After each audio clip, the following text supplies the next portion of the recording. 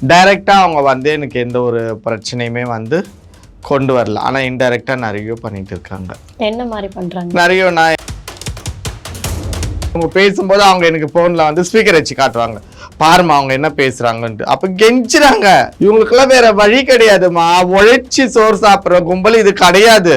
எதுக்காக கெஞ்சிருங்க? அதாவது ஒவ்வொருத்தருக்கிட்டையுமே இவங்க கெஞ்சின்னா நேரில் பார்த்தா காலையே விழுந்துருவாங்க போல இருக்கு. காலை கழுவி கூட அதை புனித தீர்த்தமாக குடிப்பாங்க போல இருக்குது பணத்துக்காக. இந்த பானுஸ்ரீக்கெல்லாம் வந்து ஒரு நல்ல சாவுன்றதே வராது. நான் சபிக்கிறேன்னு நினைக்காதீங்க. அவ்வளோ என்னோட வயிற்றுச்சல், அவ்வளோ வயிற்றுச்சல் எனக்கு. அவ்வளோலாம் நான் வந்து அவங்களாண்டெல்லாம் வந்து இழந்திருக்கிறேன், மோசம் போயிருக்கிறேன். நான் இன்னைக்கு வந்து வெள்ளைப்பானை திட்டுறேன், வெள்ளைப்பானை பற்றி ஏதோ ஒரு மீடியாவில் பேசுன்னு வச்சுக்கோங்களேன். அந்த 21 பேர்லேயே ஒரு சில நாயக்குங்க அவங்க வீட்டுங்களை அதை வச்சு சிரிச்சுட்டு ரசிச்சுன்னு இருக்காங்களாம். நல்லா கேட்குறாம்மா.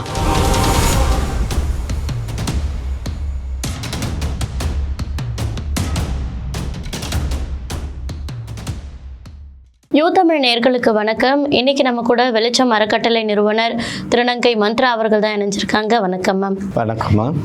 நிறைய நாயக்குகள் பற்றி, ஜமாத்தில் இருக்கக்கூடிய நாயக்குகள் பற்றி நிறைய விஷயங்களை நம்ம சேனலில் சொல்லிட்டு இருக்கீங்க. இதனால் இப்போ வரைக்கும் உங்களுக்கு ஏதாவது அச்சுறுத்தல்கள் ஏதாவது வருதா? அவங்களுடைய எதிர்வினை என்னவா இருக்கு மேம்? அதாவதுமா, நம்ம வந்து இந்த 21 நாயக்குங்களை பற்றி நிறைய விஷயங்கள் பேசியிருக்கோம். நிறைய போலீஸில் கம்ப்ளைண்ட் கொடுத்துருக்கோம், சிஎம் பெட்டிஷன் கொடுத்துருக்கோம், நிறைய விஷயங்கள்லாம் பண்ணியிருக்கோம். அவங்களும் நிறைய விஷயங்கள்லாம் பண்ணிட்டு இருக்காங்க. இப்போ இந்த ஒரு 1.5 மாதமாக வந்துட்டு டைரெக்டாக அவங்க வந்து எனக்கு எந்த ஒரு பிரச்சனையுமே வந்து கொண்டு வரல. ஆனால் இன்டைரக்டாக நிறைய பண்ணிட்டு இருக்காங்க. என்ன மாதிரி பண்ணுறாங்க? நிறைய நான் எந்த மாதிரினாக்கா, சில அட்வொகேட்டுங்களை வச்சுட்டு என் மேலே வழக்கு பதிவு பண்ணுறது, கோர்ட்டு கேஸு. அதுக்கப்புறம் சிலர்கிட்டலாம் வந்து என்னை பற்றி தவறாக சொல்கிறது, இந்த மாதிரியான நிறைய விஷயங்கள் போயிட்டு இருக்கு. அப்புறம் நம்ம வெளிச்சம் அறக்கட்டளை வந்து நெக்ஸ்ட் அடி எடுத்து வைக்காத அளவுக்கு சில கட்டுகள்லாம் போடுறது. எங்கள் மக்களுக்கே வந்து திருநங்கைகளுக்கு வந்து என்னை நம்பி வரவங்களுக்கெல்லாம் வந்து என்னை பற்றி அவதூறு பரப்புறது, இந்த மாதிரியான நிறைய விஷயங்கள் வந்து யார் பண்ணுறாங்க இதெல்லாம்? இந்த வெள்ளபானு, அந்த பானுஸ்ரீ, அந்த இன்பா, இந்த முன்னாஜி, இவங்க எல்லாருமே தான். இவங்க முன்னாஜியோட தூண்டுதலில் இவங்கெல்லாம் பண்ணிட்டு வராங்க. நம்ம வெளிச்சம் அறக்கட்டளைக்கு யாரும் போகக்கூடாது, அப்படி அந்த வெளிச்சம் அறக்கட்டளைக்கு போகிறவங்க மற்ற திருநங்கைகள் கிட்ட வந்து சகஜமாக பேசக்கூடாது, கொல்லக்கூடாது அப்படின்ற மாதிரிலாம் சில விஷயங்கள்லாம் வந்து இந்த வெள்ளை பானு, புளியாந்தோப்பு பானுஸ்ரீ, இந்த இன்பா, இவங்கெல்லாம் வந்து பண்ணிட்டு இருக்காங்க. அதையும் நான் பேஸ் பண்ணிட்டு தான் இருக்கேன். வெளிச்சம் அறக்கட்டளையில் வந்துட்டு யாரையுமே வந்து நாங்கள் வாங்க வாங்க வாங்கலாம் யாரையுமே கூப்பிடல. இவங்க தான் வாங்க வாங்க வாங்கன்னு எல்லாரும் கூப்பிட்டு நிற்காங்க. இப்போ பாருங்கள், இந்த சமீப காலமாக ஜமாத் வேண்டான்னு சொல்லி எவ்வளோ பேர்லாம் எங்ககிட்ட வந்தாங்களோ அவங்களுக்கெல்லாம் இவங்க டெய்லி ஃபோன் பண்ணி பேசுகிறாங்க. அப்படியே வாழ்ந்துருவியா, அப்படியே இருந்துருவியா, நாளைக்கு நீ செத்தா நாள் திருநங்கைகள் வேண்டாமா, அப்படி இப்படின்னு. அதாவது எந்த அளவுக்கு பேசி பேசி பேசி நம்மளை ஒருத்தரை பிரெயின் வாஷ் பண்ணி கூப்பிட முடியுமோ அப்படி கூப்பிட்டு இருக்காங்க. அதாவது நம்மளாம் ஆசைப்பட்டு போனோம்னா அங்கே கொஞ்ச நாள் தங்கலாம். வழி கட்டாயமாக பேசி வேற வழி இல்லாமல் மறுபடியும் கூட கூப்பிட்டா என்ன பண்ண முடியும்?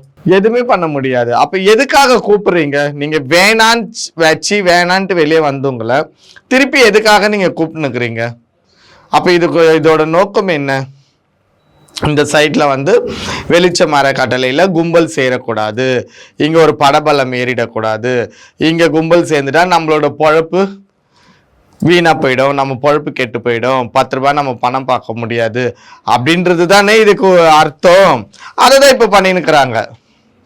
வந்தவங்களுக்கெல்லாம் டெய்லி இவங்க பேசும்போது அவங்க எனக்கு ஃபோனில் வந்து ஸ்பீக்கர் வச்சு காட்டுவாங்க, பாருமா அவங்க என்ன பேசுகிறாங்கன்ட்டு. அப்போ கெஞ்சுறாங்க. இவங்களுக்கெல்லாம் வேற வழி கிடையாதுமா, உழைச்சி சோறு சாப்பிட்ற கும்பல் இது கிடையாது. அடுத்தவங்க யாருன்னா புள்ள பேத்து போட்டு வச்சிருப்பாங்க, அடுத்தவங்க பிள்ளைங்களை வச்சு பணம் சம்பாதிக்கிற கும்பல் இவங்களை விட்டு 4 திருநங்கை போயிட்டா எப்படி இருப்பாங்க? புரியுதுங்களா? இப்போ நாளை என்னை விட்டு ஒருத்தர் போயிட்டாங்கன்னா அவங்களை பற்றி நான் கண்டுக்கவே மாட்டேன். ஏன்னா என் வேலை நான் அதை பார்க்குறேன். காலையில் எழுந்திரிச்சா நம்மளுக்கு என்ன வேலையோ அதை தொடர, எனக்கு இன்கமுக்கு என்ன வழியோ அதை பார்க்குறேன். அதுலேயே எனக்கு கரெக்டாகுது. யார் இருக்காங்க, யார் போகிறாங்க வராங்களா கூட நான் பார்க்கறதில்ல. இவங்க வீட்டில் வந்து டெய்லி எண்ணுவாங்க போல இருக்கு. ஐயோ இன்னைக்கு 99 பேர் இருந்தாங்களே, இன்னைக்கு ஒரு ஆள் குறையுதே அப்படின்னு சொல்லிட்டு எண்ணி பார்க்குறவங்க இவங்களுக்கு வந்து ஒருத்தர் போயிட்டாக்கா அந்த ஒருத்தரோட வருமானம் பாதிக்குது. அப்போ என்ன பண்ணுறாங்க, ஒரு 2-3 நாள் விட்டுட்டு அதுக்கப்புறம் காலையில் மதியம் நைட்டு 12 மணி 1 மணிக்கெல்லாம் ஃபோனை போட்டு கெஞ்சுறாங்க, வந்துருப்பா வந்துரு சாமி, என் தங்கம் இல்லையா, வா சாமி, ஏன்பா இப்படி இருக்க, அப்படி இப்படின்னு சொல்லி கெஞ்சி கூப்பிடுறாங்க. வேற வழியில் அதுலேயும் ஒரு சிலர்லாம் வந்துட்டு போகாமலே நீ 1000 பேசு, ஆனால் நீ பண்ணதில் என் மைண்டில் இருக்கும்ல அப்படின்னு அப்படியே இருக்காங்க. எனக்கு தாம்மா வேற வழியில் வந்தவங்களை கூட போட்டு கவுத்து வச்சிருக்கிறேன். உங்களுக்கு என்னம்மா எதுக்காக கெஞ்சிருங்க? அதாவது ஒவ்வொருத்தருக்கிட்டையுமே இவங்க கெஞ்சின்னா நேரில் பார்த்தா காலையே விழுந்துருவாங்க போல இருக்கு. காலை கழுவி கூட அதை புனித தீர்த்தமாக குடிப்பாங்க போலகுது பணத்துக்காக. அந்த மாதிரியான ஒரு கூட்டம் இது. இந்த வெள்ளை பானம்லாம் அப்பா சொல்றதுக்கே எனக்கு இதுக்கு மேல வார்த்தைகள் இல்லை. எவ்வளோ பேச முடியுமோ பேசியிருக்கோம். அவ்வளோ ஒரு மோசமான ஒரு கேரக்டர் இந்த வெள்ளை பானு. கால் பண்ணி ஆமா, அவங்களும் வந்து எந்தெந்த திருநங்கைகள் போறாங்களோ அவங்களுக்கு, அதாவது இவங்களுக்கு பொண்ணுன்ற முறையில இருக்கிறவங்களுக்கு இவங்கள பேசுறாங்க. பேத்தி கொல்லு பேத்தின்றவங்களெல்லாம் அவங்கவுங்க குருங்களை விட்டு அந்த சைடு போயிடக்கூடாது, மந்த்ரா சைடில் ஒரு ஆள் போகக்கூடாது, போகாமல் எல்லாமே வலிச்சு நம்ம சைடில் பிடிங்க அப்படின்றத வந்து எல்லாருக்குமே ஊக்கம் கொடுக்குறாங்க, ஊக்குவிக்கிறாங்க.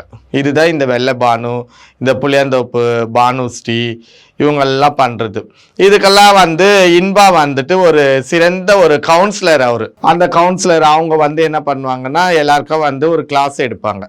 நம்ம ஜமாத்துல இருந்து திருநங்கைகள் வெளியே போகக்கூடாதுன்னா நம்ம இப்படி பார்த்துக்கணும், இதை இப்படி பண்ணணும், இப்படி செய்யணும் அப்படின்றத வந்து அவர் ஒரு ஆலோசனை கொடுக்கறதுனால அதை வந்து இவங்க எல்லாருமே ஃபாலோ பண்ணுறாங்க. அப்போ பாருங்க, இன்ப ஆலோசனை கொடுத்து மற்றவங்கெல்லாம் ஃபாலோ பண்ண, அப்போ இவங்களுக்கெல்லாம் அறிவுன்றது கிடையாது. புரியுதுங்களா? அப்போ இவங்கெல்லாம் வந்து அறிவு இல்லாமல் இவங்களாம் என்ன நாயக்கு சிஸ்டம்ல இருந்து என்ன பண்ண போகிறாங்க? ஒன்றும் கிடையாதுமா. நாயக்கு சிஸ்டம்ன்றது பணத்தை எந்தெந்த வழியில் எந்தெந்த இதுவில் பணத்தை மூட்டை கட்ட முடியும், பணம் சம்பாதிக்க முடியும், அதை தான் இவங்கெல்லாம் கற்று வச்சுட்டு இருக்காங்க. அதுக்கு என்ன பண்ணணும்? மிரட்டணும், உரட்டணும், ஒருத்தரை வந்து பயம் காட்டணும். பயத்தினால தான் எல்லாம் தங்கி போயிருக்காங்களே கண்டி, பாசத்தினால யாருமே கிடையாது. அந்த பணம் கூட பயத்தினால தான் எல்லாருமே கொடுக்குறாங்களே கண்டி, பாசத்தினால யாருமே கிடையாது. இதுக்கெல்லாம் நிறைய விஷயங்கள்லாம் இருக்கு, பேசணும்னா நம்ம நிறைய பேசிட்டு போகலாம். அதில் இந்த வெள்ளைபானு வந்து எப்படி சொல்லுவாங்க, கோலம் ஒடியாது பாம்பும் சாகாது, அது ஏதோ ஒரு இது சொல்லுவாங்க தெரியுங்களா? அந்த மாதிரியான ஆளு இந்த வெள்ளைபானுலாம் வந்துட்டு. இந்த வெள்ளைபானு புளியாந்தோ பானுஸ்ரீ எல்லாம் வந்து அந்த பானுஸ்ரீ கிட்டலாம் நான் எவ்வளவோ அழிஞ்சிருக்கேன். அவங்க உங்களுக்கு குருங்களா? குரு ஆரம்பத்துல, அதாவது எனக்கு 17 வயசு இருக்கும்போது 17-18 வயசுலாம் பானுஸ்ரீ தான் எனக்கு வந்து குரு.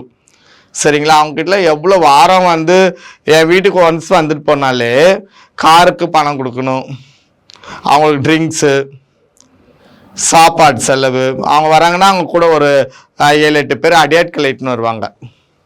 எல்லாருக்கும் சேர்ந்து ட்ரிங்க்ஸு சாப்பாடு, அப்புறம் திருப்பி போகும்போது வந்து போகிறது கார் காசு, அவங்களுக்கு ஒரு அமௌண்ட்டு, அது மாதிரிலாம் எவ்வளோ கொடுத்து எவ்வளோவா அழிஞ்சிருக்கிறோம்மா.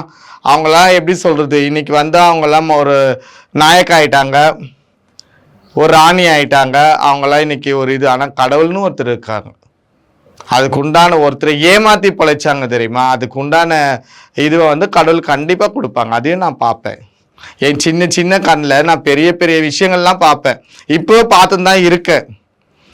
இனி வரும் காலத்தில் இன்னும் நல்லா போய் நான் பார்ப்பேன். நான் இந்த பானுஸ்ரீக்கெல்லாம் வந்து ஒரு நல்ல சாவுன்றதே வராது.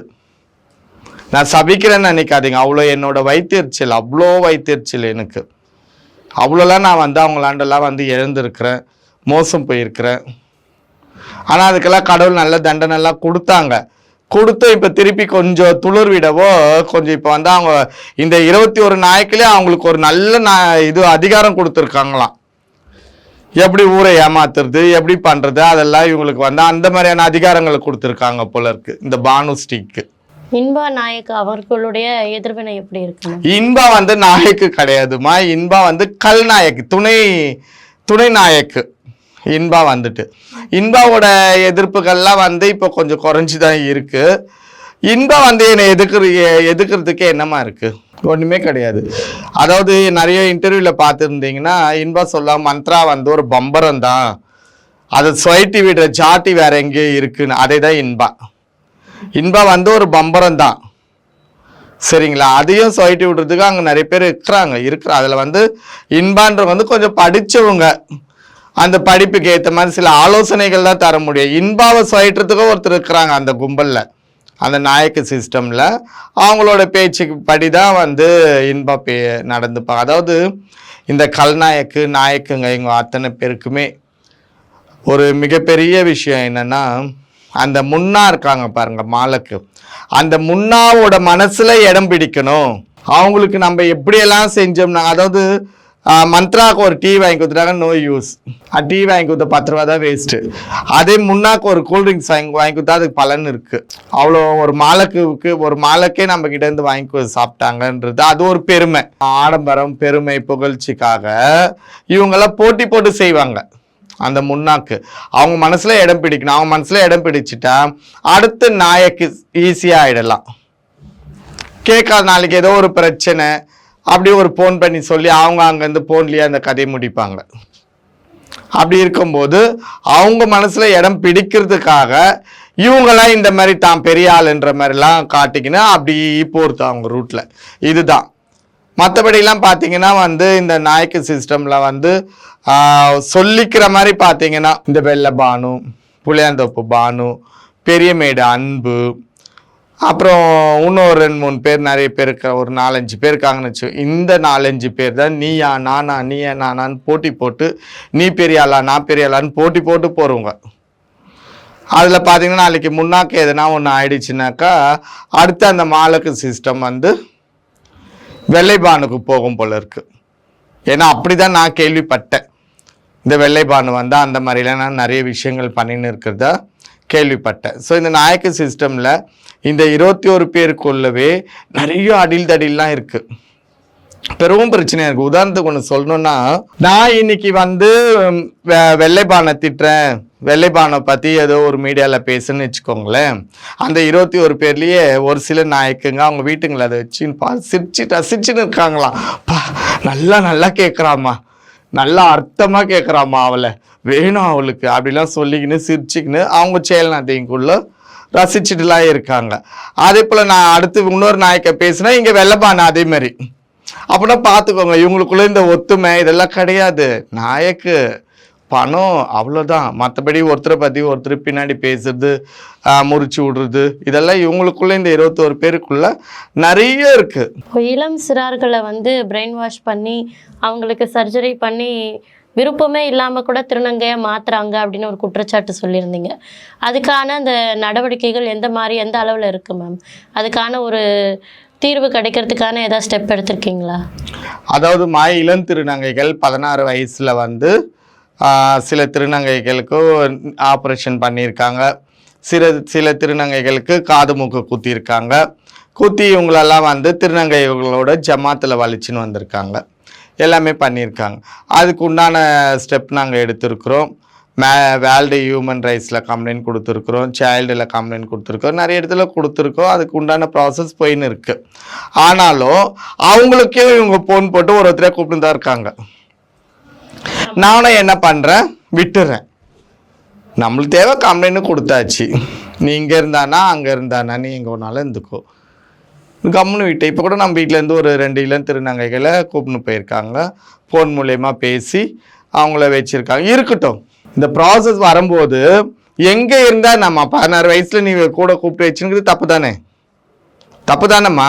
இப்போ அவங்களுக்கு 16 வயசு. 16, இப்போதான் 16 வயசு. அப்போ 1 இயர் முன்னாடி பார்த்தீங்கன்னா 14, 15 வயசு தான் இருந்திருக்கும் ஒருத்தருக்குமே. சரியா? அப்போ வந்து இவங்கெல்லாம் என்ன பண்ணுறது, என்ன இவங்க வந்து காட்டுறாங்க அப்படின்னா,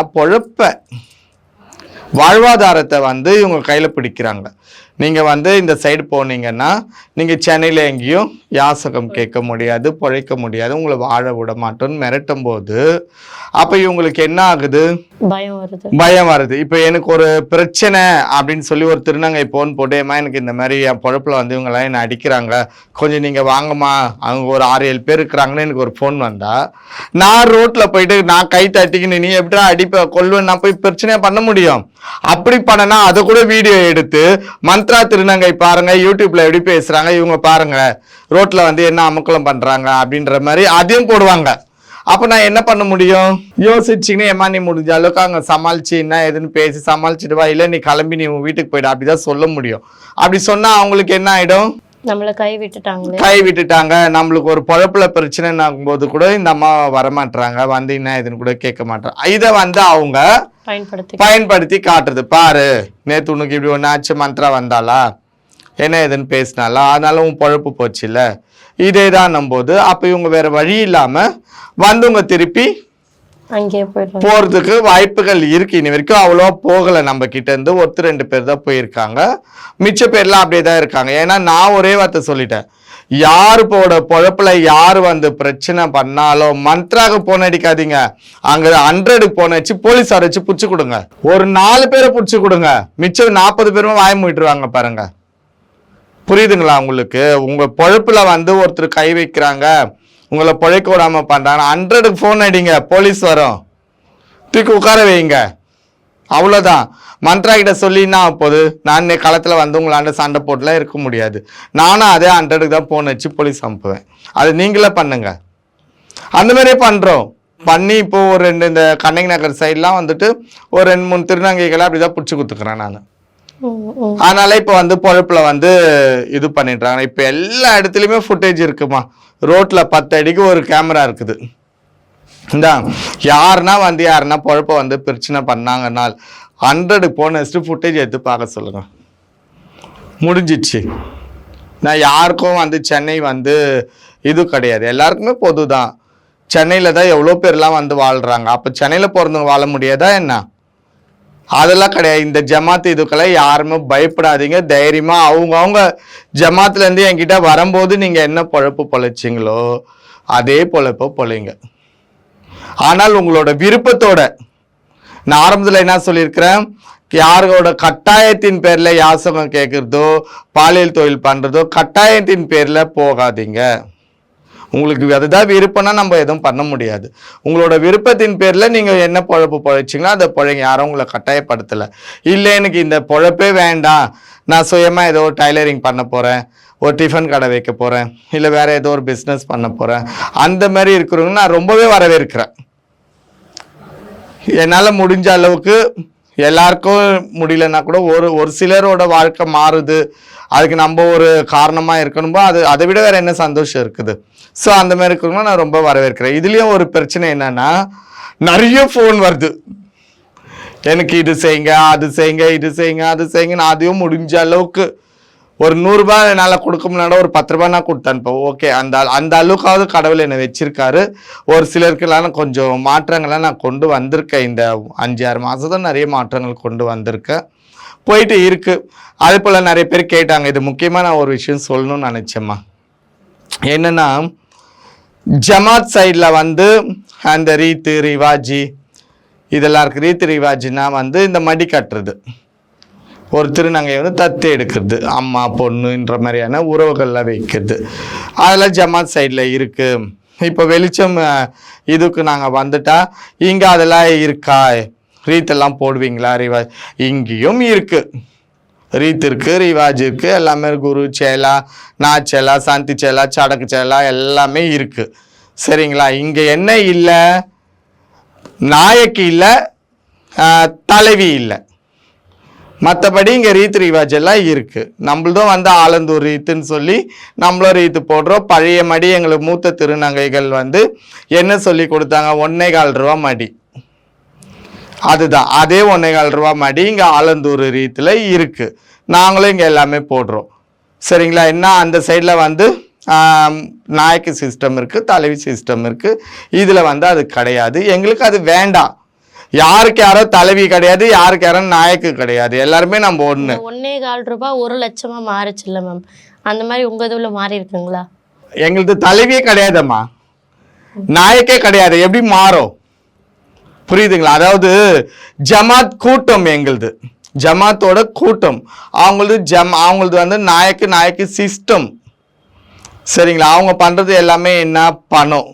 நாங்க பண்றது எல்லாமே பாசம்.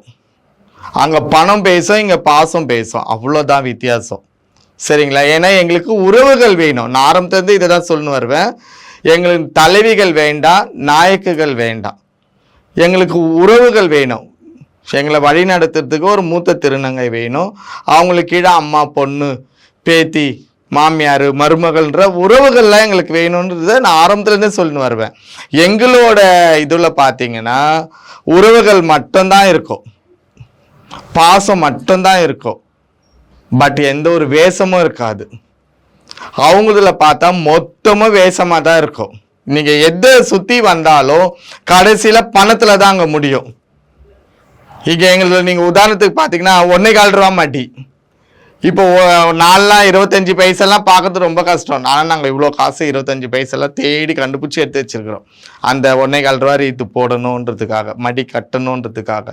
அவ்வளோதான். அங்கே ஒருத்தர் மடி கட்டணும்னா குறைஞ்சது 500 ரூபாய், இங்கே வெறும் 1.25 ரூபாய். அந்த 25 பைசா செல்லுதோ செல்லுலையோ அது அப்புறம். நம்ம மூத்தவங்க நமக்கு செஞ்சது இதுதான். நம்ம அந்த வழிமுறைகளில் தான் போகணுன்றது தான் நாங்கள் கொண்டு வந்திருக்கிறோம். இப்போ எங்களுக்கு ரீத்து போடுறோம், அம்மா பொண்ணு உறவுகள் வைக்கிறோம், மாமியார் மருமகள் உறவுகள் வைக்கிறோம், சொந்த பந்தம் இருக்குது. இப்போ நாங்களும் ஒரு 2 ஃபங்க்ஷன் பண்ணோம். 2 பேர் சர்ஜரி பண்ணியிருந்தாங்க, அவங்க பால் ஃபங்க்ஷன்லாம் பண்ணோம். எங்களுக்குள்ளவே உறவுகள் வச்சு ஜாலியாக ஆடல் பாடல் எல்லாமே வச்சோம். அதே போல் இந்த சீரினி இவ்வளோ செஞ்சு தான் ஆகணும், வரிசை வச்சு தான் ஆகணும், இவங்களுக்கு இவ்வளோ மொய் வைக்கணும், புடவை பட்டு புடவை எடுத்தது அப்படிலாம் கிடையாது. உன் சக்திக்கு என்ன முடியுது அதை செய். அது கூட ஒரு உறவுக்காக, ஒரு பெருமைக்காக, ஒரு உறவுக்காக. ஏக்கா பாரு எனக்கு இந்த சாரீ எடுத்து கொடுத்தா, என் தங்கச்சி வந்து எனக்கு இந்த ப்ளவுஸ் தைச்சு கொடுத்தா, அந்த மாதிரி ஒரு உறவு, அவ்வளோதான். உறவுகள் தாம்மா கடைசி வரைக்கும் நீடிக்கும். இதெல்லாம் சும்மாம்மா. இவ்வளவு நேரம் எங்கள் கூட நேரம் ஒதுக்கி எங்களுடைய பல கேள்விகளுக்கு உங்களுடைய பதில்களை சொன்னீங்க. நல்ல நோக்கம் வெற்றி பெற வாழ்த்துக்கள். நன்றி. நன்றி.